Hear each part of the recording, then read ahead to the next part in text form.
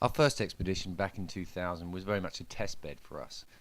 This is a copy of the website that complemented the journey. Each day we would send reports from the jungle, from the expedition, using an array of very high-tech communications equipment. In fact, for the time, pretty much the best equipment we could get our hands on. This, for instance, is the GETAC military spec laptop, a fantastic piece of equipment, very called the Sexy Soldier. And great for incorporating in some of the footage of us or myself communicating with the net users from afar. We complemented the trip with a whole array of fantastic pieces of equipment. And we selected Suriname in South America as our first journey for a number of reasons. A country very much in its infancy, in transition at the time, changing government, with enormous natural resources. 92% of the country is pristine rainforest with very limited infrastructure and multiple tribal groups being affected by multiple issues, whether it be land rights, logging, etc., etc.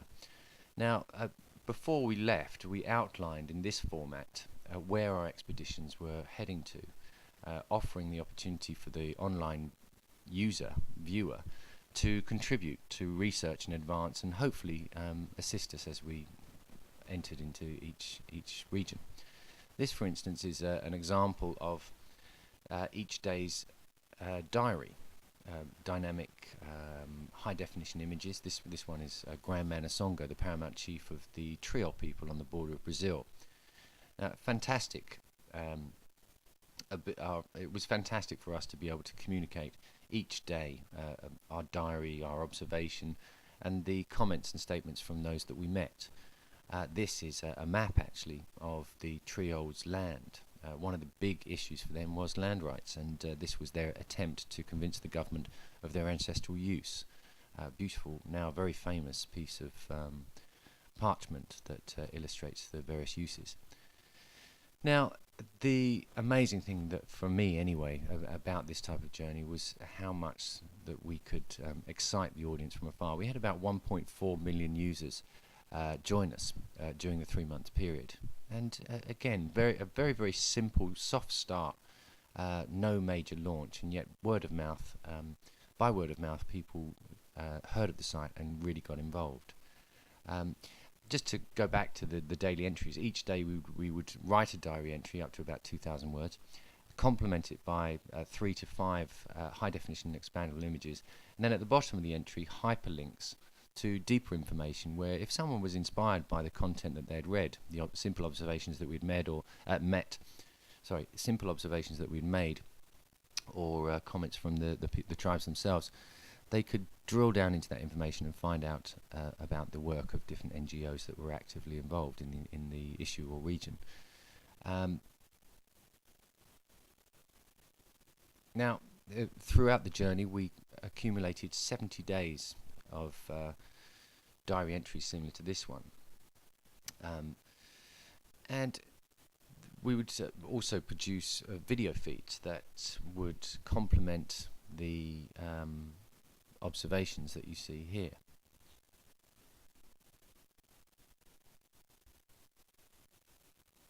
And this is a beautiful story, actually. Meeting with the school children of Kwamala Samutu, it became very apparent that they had very limited infrastructure, education being key to their development.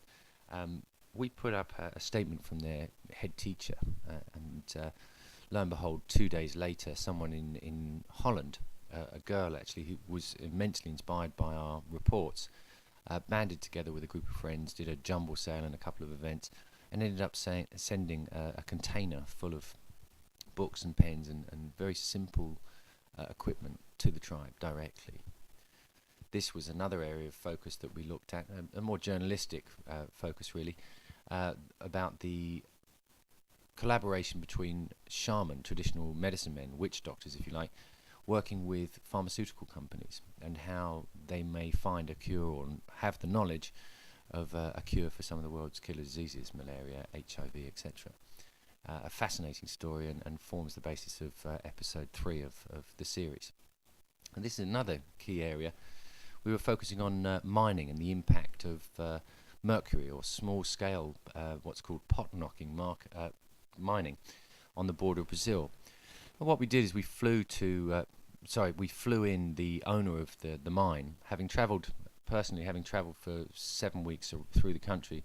We invited him to join us as we travelled around his concession, reviewing the forces that impacted the land and how he was trying to minimise the release of mercury. A fascinating episode called Gold, Guns and Prostitution. Again, each day of the diary entries would relay our observations and hyperlink to deeper information from NGOs. Gold mining is a particularly hard story in South America, with its impact being very major, affecting watercourses and obviously large regions of land.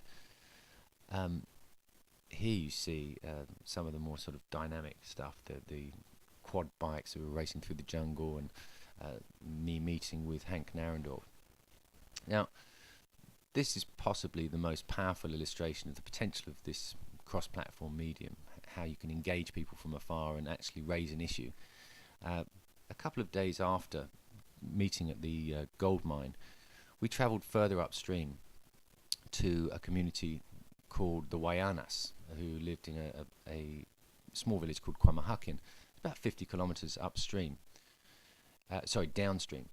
And this is their leaders there. And what we did is we platformed, we showed them, we outlined the map that their land had been given and flagged up that their land had been given away to a concession and a mine owner, and asked them how they felt about it. This woman here, Sita, giving a beautiful, very powerful speech directly to camera, which was relayed via the web. Again, the essence of hyperlinking to deeper information about the negative and positive impacts of gold mining in the region, to complementing our simple observations in essence.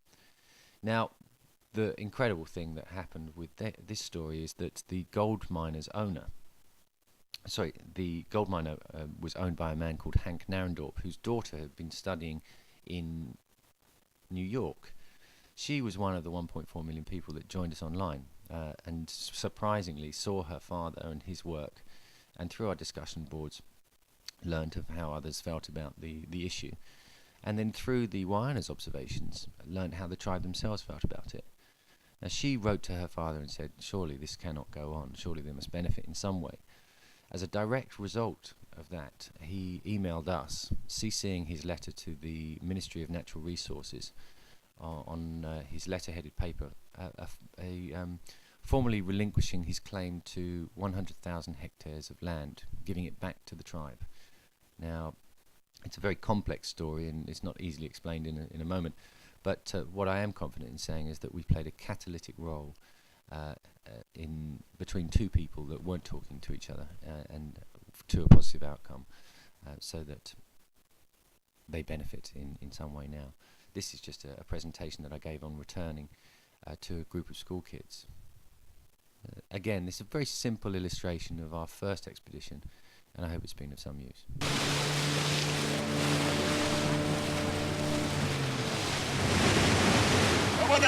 And what we're trying to do now is we're trying to find a place where we can take the boat into the banks of the river,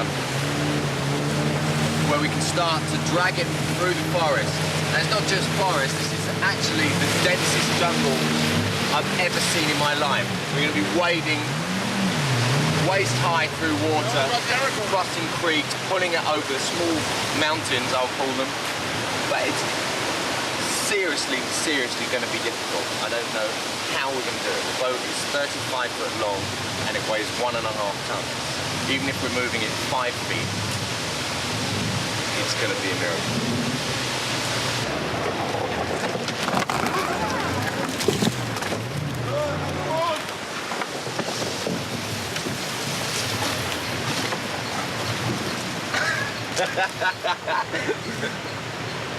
I told you, it's going to be ridiculous.